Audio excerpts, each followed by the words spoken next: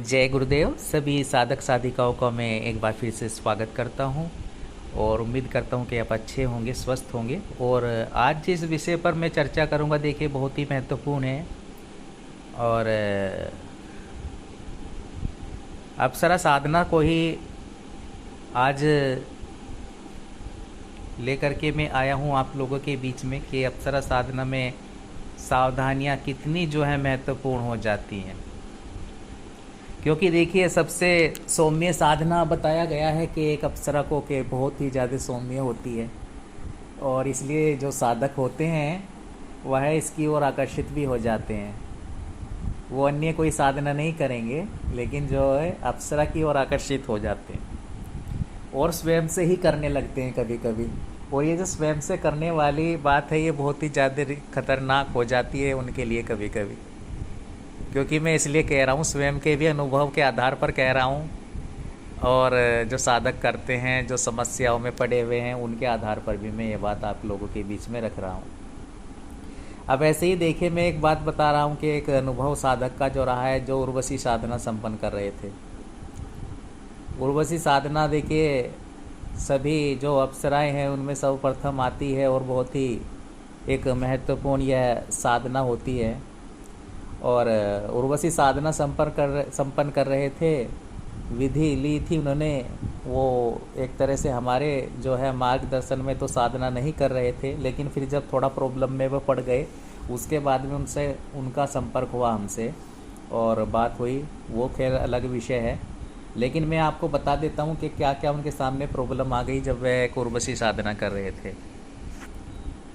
अब ऐसा नहीं था कि उनकी जो विधि थी वो कुछ गलत विधि थी, ऐसा भी नहीं था। प्रमाणित विधि थी, जिन गुरु के संपर्क में रहकर वे कहीं से कर रहे थे, साधना कर रहे थे, सामग्री भी उनकी चैतन्य ही थी। लेकिन क्या होता है कि जब आप ऐसी साधना कर रहे हों, तो मैं इसलिए क्यों कहता हूँ, सुरक्षा इसलिए अति आवश्यक हो जाती है। और साधक सोचते हैं कि अप्सरा है तो सौम्य है, अप्सरा है तो सौम्य साधना है और कोई रिस्क वाली बात नहीं है, और हम वैसे भी कर सकते हैं। अब उन्होंने प्राप्त तो कर ली थी वो सामग्री, वो विधि। अब क्या होता है कि जैसे कि कुछ चैनल्स यूट्यूब पे होते हैं या कहीं अन्य से कुछ विधि ले लेते हैं, लेकिन संपर्क स्थापित नहीं रहता है कि कुछ कोई मार्गदर्शक हो या कोई गुरु हैं आपके, जिनके सानिध्य में रह के आप ऐसी कोई साधना कर रहे हैं। तो संपर्क स्थापित नहीं का मतलब है कि मेरा उनसे आपकी वार्तालाप नहीं हो पा रही है साधना के बीच में। बस विधि ले दी है और वो बिजी हो गए हैं वे गुरु आपके। अब आप कोई प्रॉब्लम बीच में आ गई साधना में, तो कहाँ संपर्क करेंगे, किससे बात करेंगे? तो ये बहुत ही ज़्यादा महत्वपूर्ण हो जाता है कि आप जब विधि लें तो वहाँ से लें, चाहे वह कोई भी हो, जहाँ आप लगातार संपर्क में रहें उसके, जहाँ आप साधना काल में रहेंगे, साधना के बाद भी रहेंगे, ठीक है, बात कर सकें वहाँ। तो ऐसा होना बहुत ही ज़्यादा महत्वपूर्ण होता है किसी साधना में, ख़ासतौर से अप्सरा जैसी साधना में, जहाँ चीज़ें दृष्टिगोचर होती हैं तेज़ी से कभी कभी। तो ऐसे ही आज ही मैं मेन बात पर आ जाता हूँ, मुद्दे पर। तो वह अप्सरा, वो जो उर्वशी देवी हैं, उनकी साधना वह संपन्न कर रहे थे, और दूसरे दिन ही वहाँ पर जो है उर्वशी का प्रत्यक्षीकरण हो जाता है साधना में। तो मैं इसीलिए कहता हूँ कि कभी भी कुछ भी घटित हो सकता है। अप्सरा ऐसा नहीं है कि लास्ट वाले दिन ही आएगी, वो दूसरे तीसरे दिन भी आ सकती है आपके सामने। और क्या होता है कि जब उर्वशी उनके सामने आ गई और उन्होंने स्वयं बोला कि आप इस साधना को बंद कर दीजिए, वरना मैं आपका जो है आपको मृत्यु के घाट उतार दूंगी, यानी कि आपको मैं समाप्त कर दूंगी। आपको यह साधना जो है समाप्त बंद कर देनी है, आपको आगे मंत्र जप नहीं करना है। तो साधक जो है हतप्रम्भ रह गए कि अभी तो दूसरा ही दिन है, ये साक्षात उर्वशी के स्वरूप में ही, हालांकि उन्होंने अपना नाम जो है उर्वशी बताया नहीं, वहाँ कुछ और ही बताया। उन्होंने बताया कि इंद्राणी मेरा नाम है, और मैं आपको आदेश देती हूँ कि यह आप साधना जो भी कर रहे हैं बंद कर दीजिए। और एक सुंदर स्वरूप था उस कन्या का, जैसे कि अप्सरा को बताया ही जाता है, ठीक वैसा ही स्वरूप, वैसा ही रूप लिए हुए वह उनके सामने प्रत्यक्ष हुई, और उनको साफ तौर पर उन्होंने साधना को बंद करने के लिए बोल दिया। कि अब अगर एक भी दिन आपने बढ़ाया इस साधना में आगे लेकर चले तो आप अपनी मृत्यु को जो है न्योता देंगे, तो ये साधना आपको बंद करनी होगी। साफ शब्दों में उन्होंने बोल दिया हमको। अब साधक जो है विचलित हो गए, गुरु से संपर्क कर नहीं पा रहे थे। सामग्री जहाँ से ली उन्होंने, जहाँ से विधि ली थी वहाँ कोई संपर्क नहीं, फ़ोन वहाँ कोई उठाने वाला नहीं है। एक बार बात हो गई, विधान दे दिया और उसके बाद में तो बात करना पॉसिबल नहीं था वहाँ। तो वो इस कदर परेशान हो गए कि क्या करना चाहिए, साधना को बढ़ाना चाहिए नहीं बढ़ाना चाहिए। फिर उन साधकों ने जो है, साधक ने हमसे संपर्क किया, क्योंकि वे कहीं ना कहीं हम कभी उनको जानते थे, हमारे संपर्क में भी वे कुछ टाइम रह चुके थे। हालांकि साधना कोई की नहीं थी उन्होंने हमारे मार्गदर्शन में, लेकिन वह साधनात्मक दृष्टि से थोड़ा साधनाओं में थे आगे बढ़े हुए, करते थे साधनाएं।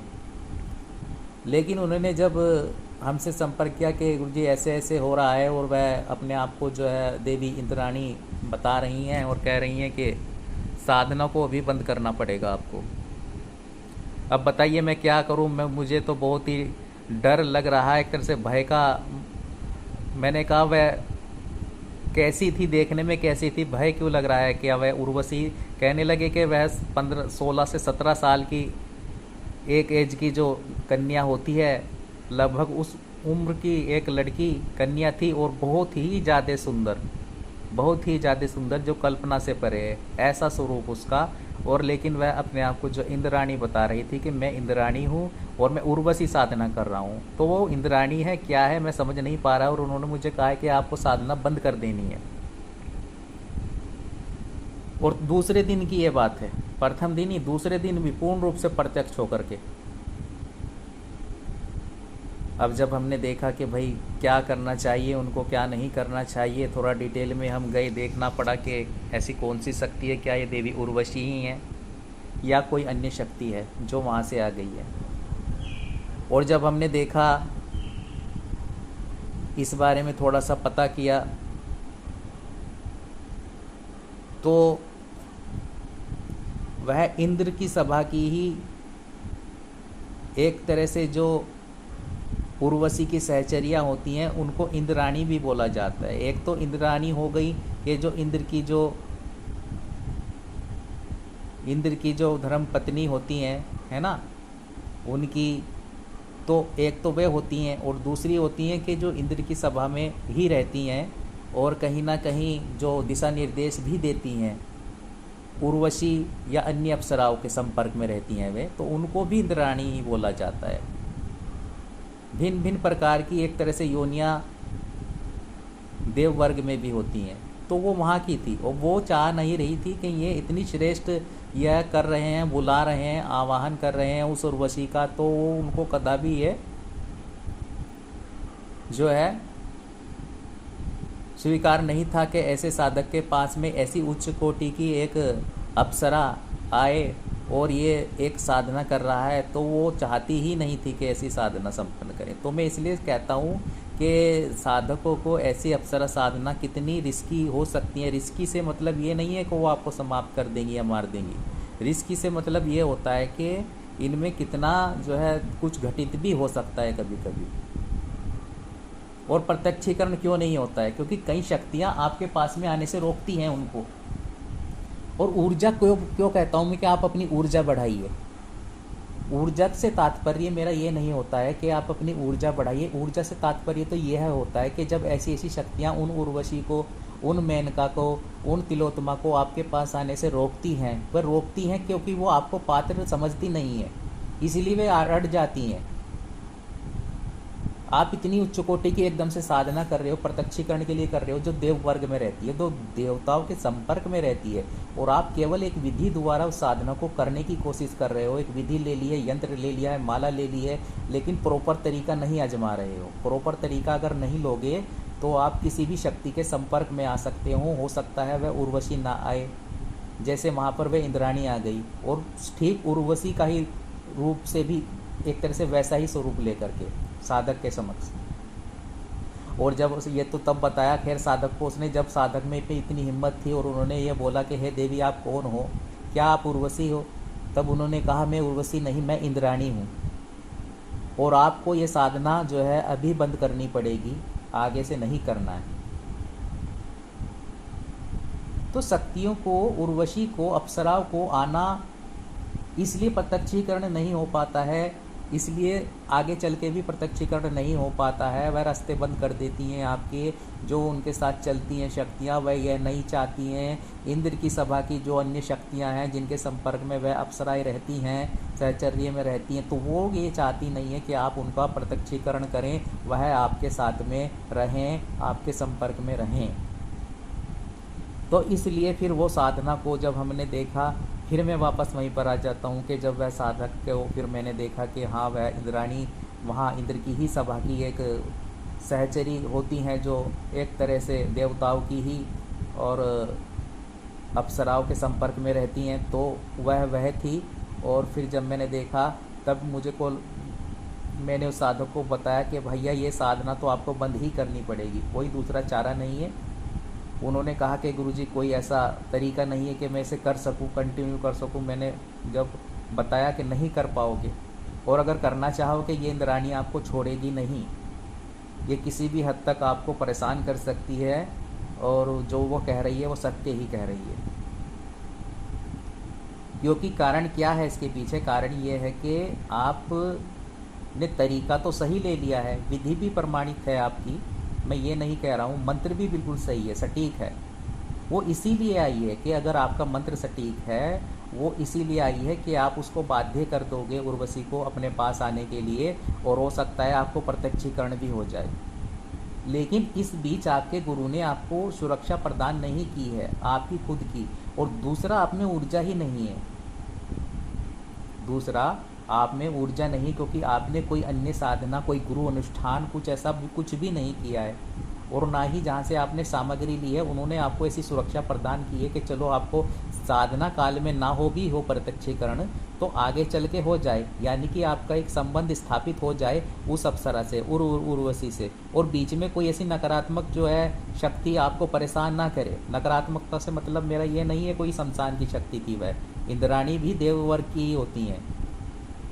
तो ऐसी कोई इंद्राणी आकर के आपको ये ना कहे वो कि आपके पास में, आपको इस लायक ना समझे कि आप उर्वशी के इतनी से पात्र नहीं है कि उर्वशी जैसी उच्च कोटि की सौंदर्यतमा देवी को आप अपने पास बुला सकें, उनका सहचर्य प्राप्त कर सके, तो इस लायक वह आपको समझ नहीं रही है। प्रॉब्लम ये हो गई है। तो उनका साधना का भी विसर्जन करना पड़ा, वहीं से उनकी साधना जो है पूर्ण एक तरह से रोक दी उन्होंने, और हमने कहा आपको आगे नहीं करना है, और ये जो उर्वशी का सामान है इसको आप शीघ्रता से, अति शीघ्र इसको प्रवाहित कर दें, अन्यथा घर में भी रखेंगे तो भी आप प्रॉब्लम में पड़ सकते हैं, तो उसी दिन शाम के टाइम जा कर के उनके पास नहर बहती थी, जो वे साधक थे, तो उन्होंने वह नहर में प्रवाहित कर दी अपनी जो उर्वशी से संबंधित सामग्री थी।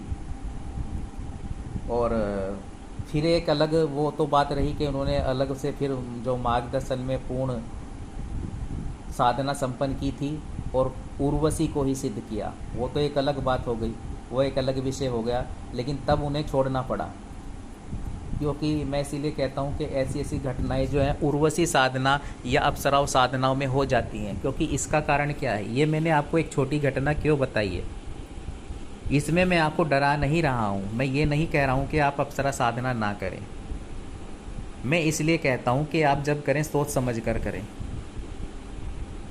क्योंकि जिन साधनाओं को आप हल्के में लेते हैं वह हल्की नहीं होती हैं। वह प्रत्यक्षीकरण कुछ साधकों को क्यों नहीं होता है, वो इसीलिए नहीं होता है क्योंकि जिस उच्च कोटि की शक्ति को आप बुला रहे हैं उसके साथ में भी कई चीज़ें रहती हैं, और वह ये नहीं देखती कि आप, वो चाहती नहीं है कि आप उनको सिद्ध करें, उनका सहचर्य प्राप्त करें। एक उच्च कोटि की शक्ति होती है उर्वशी, अप्सराएं हर दृष्टि से पूर्ण बना देती हैं उस साधक को जिसके संपर्क में वह आ जाती हैं। तो इतना आसान होता इसलिए नहीं है, इसलिए आपके साथ में जुड़ नहीं पाती हैं। इसीलिए हमें फिर आगे बढ़ाना पड़ता है उन साधकों को कि वे पात्रता प्राप्त कर सकें उस शक्ति से कनेक्ट होने की। तब जा कर के आवाहन करें, तब जा कर के आप ऐसी उच्च कोटि की साधना में बैठें। नहीं तो इनके साथ जो शक्तियाँ होती हैं वह आने नहीं देती आपके पास में उस अप्सरा को, चाहे वह कोई भी अप्सरा है, वो आपके पास आने नहीं देती। वह तो आना चाहती है, ऐसा नहीं है कि उर्वशी आपके पास में नहीं आना चाहेगी। वो तो आप उसकी अगर प्रेमिका रूप में साधना कर रहे हैं तो उर्वशी तो आना चाहेगी। आप तो उसके लिए अच्छे भाव रख रहे हैं, आप तो सम्मान दे रहे हैं, आप तो बैठे हैं उसके लिए, ध्यान कर रहे हैं, मंत्र जप कर रहे हैं, उसके लिए मेहनत कर रहे हैं। लेकिन जो उसके साथ में शक्तियाँ चलती हैं, जो इंद्र के दरबार में अन्य शक्तियाँ होती हैं, जिनके संपर्क में रहती हैं, वह उर्वशी, वह रंभा, वह तिलोत्तमा, वह नाभि दर्शना, तो वह नहीं आने देती आपके पास में। और अगर वहीं आप पात्रता प्राप्त कर लोगे, अगर नहीं भी हुआ प्रत्यक्षीकरण, फिर एक मार्ग होता है, उस मार्ग में आगे चलोगे तो निश्चित रूप से आएंगी, और वही आएंगी। और ऐसा क्यों होता है आपके साथ में कि चलो प्रत्यक्षीकरण अगर किसी कारण से नहीं भी होता है साधक को, तो कोई अन्य हानि नहीं होती है आपको। और हमारे मार्गदर्शन में जो साधक साधना करते हैं उनको ऐसा हुआ ही नहीं आज तक कि कोई अन्य परेशानी आ गई हो। वरना परेशानियाँ क्यों होती हैं? किसी के साथ एक्सीडेंट हो जाता है, कोई अप्सरा साधना कर रहा है, कई सारे हमारे पास केस आए, उनके साथ एक्सीडेंट हो गई, उनके साथ दुर्घटनाएं होने लगती हैं। वो इसीलिए होने लगती हैं, वो उर्वशी नहीं करवाती है दुर्घटना, वो नाभि दर्शना नहीं करवाती है आपके साथ दुर्घटना। वो जो उनके साथ में शक्तियाँ चलती हैं वह नहीं चाहती, उनको ईर्ष्या होती है आपसे, उनको बहुत ही ज़्यादा ईर्ष्या आपसे होगी, क्योंकि आप एक ऐसी उच्च कोटि की शक्ति का आवाहन कर रहे हैं। उसको या तो आप प्रेमिका बनाना चाह रहे हैं, कुछ साधक उसको पत्नी बनाना चाह रहे हैं, और वो देखती नहीं है। और जिस क्षण आप में पात्रता आ जाएगी, फिर ये शक्ति आपके पास में नहीं आएंगी, वह सीधी अप्सरा ही आएगी आपके पास में। तो पात्रता प्राप्त करनी है, और अगर मार्गदर्शन में आप साधना करेंगे तो वह ही शक्ति आएगी। अन्य कोई, जैसे वह हमारी इंद्राणी आ गई और उसने भयभीत कर दिया उस साधक को, उर्वशी साधक को, जो दूसरे दिन में ही प्रत्यक्ष हो गई उसके सामने, वह वैसी क्रियाएं होने लगती हैं फिर साधकों के साथ में। बिना सुरक्षा के कर लेंगे, बस ऐसे ही सामग्री ले लेंगे और ऐसे ही कर लेंगे। तो इतना आसान नहीं होता है भैया, बहुत ही ज़्यादा मुश्किल होती हैं ये चीज़ें। और जो आसान बता रहे हैं आपको, वे स्वयं नहीं जानते कि प्रैक्टिकली रूप से क्या चीज़ें होती हैं सामने जब आती हैं। जो आपको सपने दिखा रहे हैं कि इतना आसान होता है, इतना आसान नहीं होता है। इसलिए एक एक अप्सरा को सिद्ध करने में बहुत मेहनत करनी पड़ती है। इसीलिए अब आपके मन में ये आ जाता है कि जो यूट्यूब पर कहानियाँ डालते हैं कि भैया वहाँ 4 दिन में हो गया प्रत्यक्षीकरण, वहाँ 3 दिन में वो करवा रहे हैं, वह गुरुजी वैसे करवा रहे हैं, वे वैसे करवा रहे हैं, नकारात्मक शक्तियों से जोड़कर एहसास कराते देते हैं वो आपको, कुछ साधकों को, और आप साधक सोचते हैं कि ऐसे हो रहा है वैसे हो रहा है। तो भैया बहुत ही ज़्यादा रिस्की होता है। और ये जो अप्सरा साधनाएँ होती हैं, इनमें चीज़ें बहुत ज़्यादा दृष्टिगोचर होती हैं। इसलिए मैं कह रहा हूँ कि जब भी आप करेंगे तो पूर्ण मार्गदर्शन में रह के करेंगे। सुरक्षा अप्सरा साधना में इसलिए ही महत्वपूर्ण हो जाती है। हम क्यों कहते हैं कि महाविद्या में तो करें, वहाँ तो दीक्षा गुरु दे देते हैं आपको शक्तिपात, लेकिन यहाँ आप जब करेंगे अप्सरा साधना तो उसे पूर्ण मार्गदर्शन में करेंगे, सुरक्षा अपनी सबसे पहले करेंगे। आपको ये लग सकता है कि अप्सरा सिद्ध क्यों नहीं हो रही, आपको लग सकता है कि शायद हम में क्या है, क्यों नहीं हो रहा है, लेकिन ये आप अगर वह हो गई तो आप संभाल नहीं पाएंगे। तो वह एक विशेष टाइम का चुनाव करती है, और जब चुनाव कर लेगी, जब पात्रता आप में हो जाएगी, जब एक सही मार्गदर्शन में साधना करेंगे तो साधना काल में भी प्रत्यक्षीकरण हो सकता है आपको, और साधना के 4 से 5 महीने बाद भी हो सकता है, साल के बाद भी हो सकता है, साधना के दूसरे तीसरे दिन भी हो सकता है। तो कभी भी कुछ भी हो सकता है। लेकिन आप एक कनेक्शन स्थापित करें, एक ऐसा विधान चुनें अप्सरा साधना के लिए जिसमें आपका कनेक्शन उस शक्ति के साथ में हो जाए, और अन्य कोई ऐसी शक्ति आपको भय प्रदान ना कर सके अप्सरा साधना में।